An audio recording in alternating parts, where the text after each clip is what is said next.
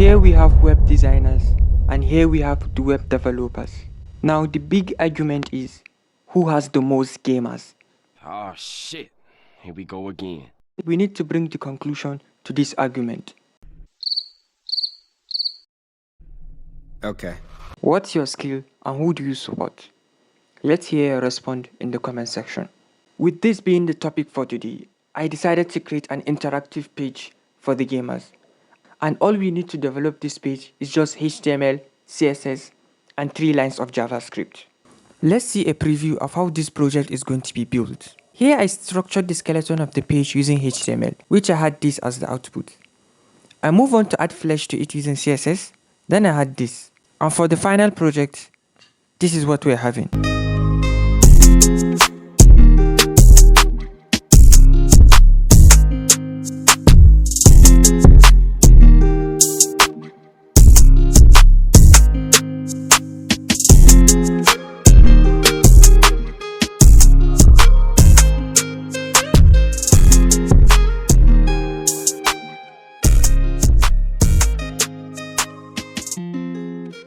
If you want the source code to this project, the link is in the description box or check my bio.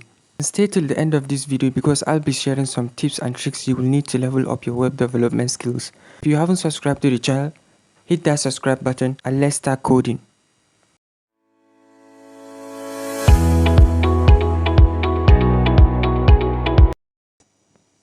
In the VS Code here, we have linked our HTML file to the CSS file and we give it a title of top video games, which we have a folder called images which contains all our images here. The first thing we're going to do is to create a div with a class name of container, which is going to be the whole body of the page. Within it, we're going to create another div with a class name of big img, which is going to contain our big image. Below it is another div with a class name of small imgs, which is going to contain our small images. Within the big img, we are going to insert an image here, which we're going to make image 1 to be the image. Within the small img, we're going to put a list of images here, but first we're going to insert the first image, which we're going to select image 1 as the image. We're going to copy it and we're going to paste it 10 times. The second one, we're going to change it to image 2, to image 3, image 4, and that's how we're going to update all the images.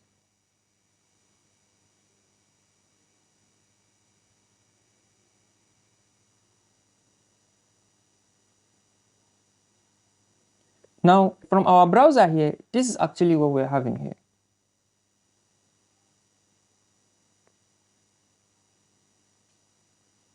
What we need next is to head to the CSS and give some styling to it. So the first thing we're going to do here, we're going to target our universal styling, which we're going to give it a margin of 0, a padding of 0. Now we're going to target the body of the page, which first we're going to give the body to be having a background color.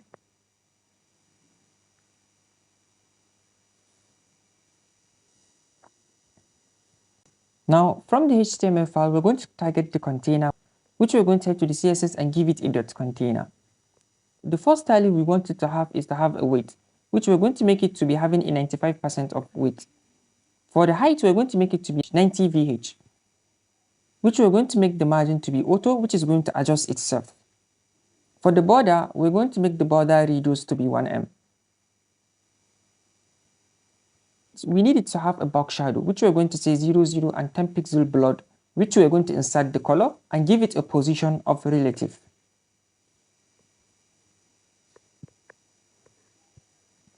Now, in the HTML file, we're going to target the big img, which contains our image. In the CSS file, what we're going to do, we're going to give it a .container and give it a big img. So first, we're going to say text align off center. Then we're going to need a space from the top, which we're going to say margin top, which we're going to make it to be 10 pixel. Now we're going to target the image itself, which we're going to say the big img, we're going to say img. First, we're going to give it a weight, which we're going to make it to be 750 pixel. Then we're going to give it a height of 350 pixel. The object fit, we're going to make it to be cover. For the border radius, we're going to make it to be 1M. Which we want the image to have a box shadow, which we're going to give it a 10 pixel blurred and we're going to insert a dark color. Now we're going to target the small imgs which contains our small images. The first thing we're going to do is to target the container, then we're going to target the small img. First, we're going to give it a position of absolute, which we're going to make the left to be 0.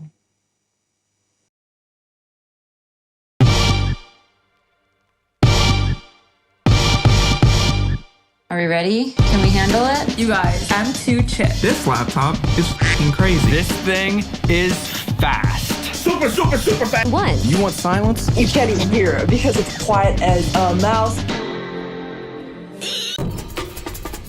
This MacBook Pro is supercharged by the M4 family of chips, which means I'm excited. This is cool. oh whoa. Wow. Are you a creative professional, a developer, or just someone that admires technology? Well, look no further because today I bring to you the MacBook Pro.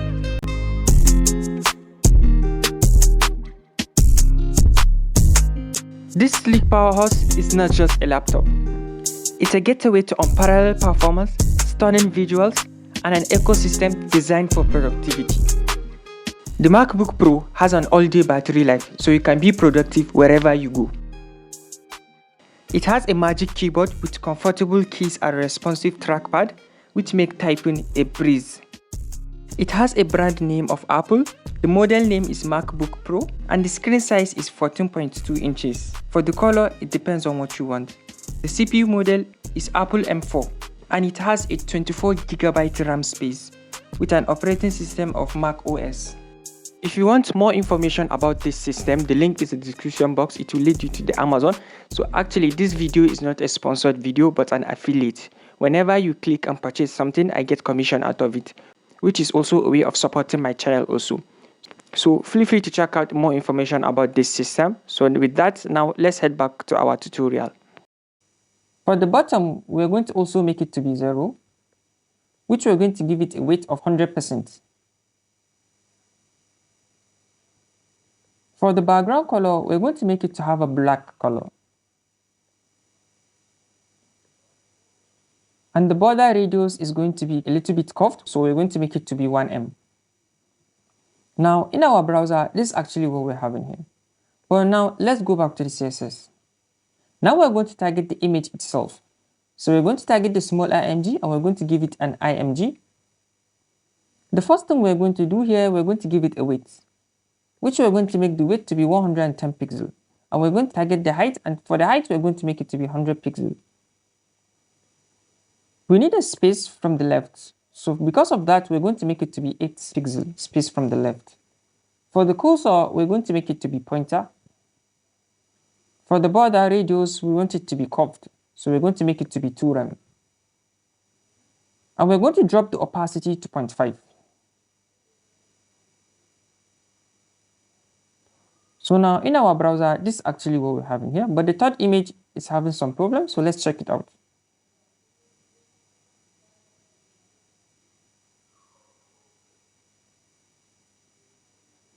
Now it's in a good shape.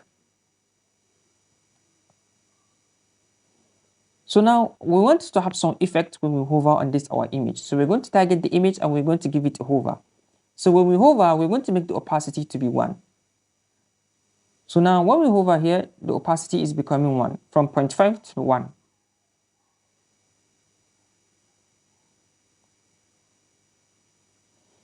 So now in our HTML here, we're going to target each of the small images, which we're going to add onClick function this to it. The second one also, we're going to follow it with onClick and my function this. So that's how we're going to update all the images.